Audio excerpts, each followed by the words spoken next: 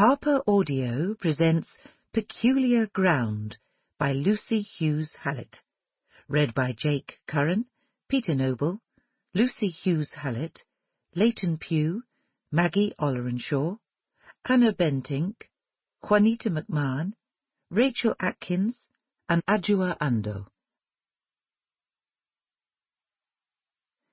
1663. It has been a grave disappointment to me to discover that his lordship has no interest, really none whatsoever, in dendrology. I arrived here simultaneously with a pair of peafowl and a bucketful of goldfish. It is galling that my employer takes more pleasure in the creatures than he does in my designs for his grounds. He is impatient. Perhaps it is only human to be so. He wishes to beautify his domain, but he frets at slowness.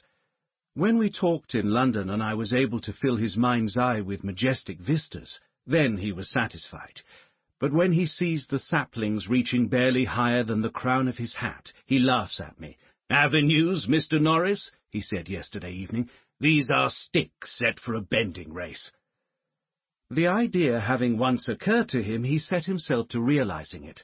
This morning he and another gentleman took horse and, like two shuttles drawing invisible thread, wove themselves at great speed back and forth through the lines of young beeches that now traversed the park from side to side.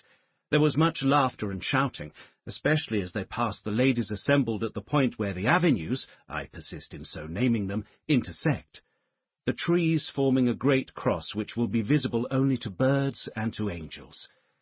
I confess the gentlemen were very skilful, keeping pace like dancers until, nearing the point where the trees arrive at the perimeter, where the wall will shortly rise, they spurred on into a desperate gallop in the attempt to outdistance each other, and so raced on into a field full of turnips, to the great distress of Mr. Slatter.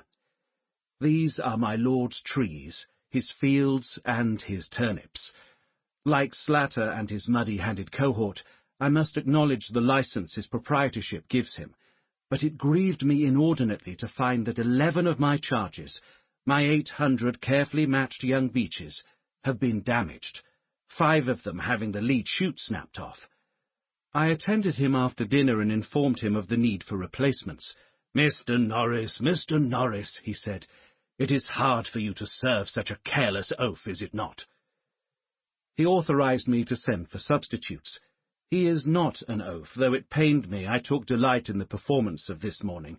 He incorporated my avenue, vegetable and ponderous, into a spectacle of darting grace. But it is true that I find him careless.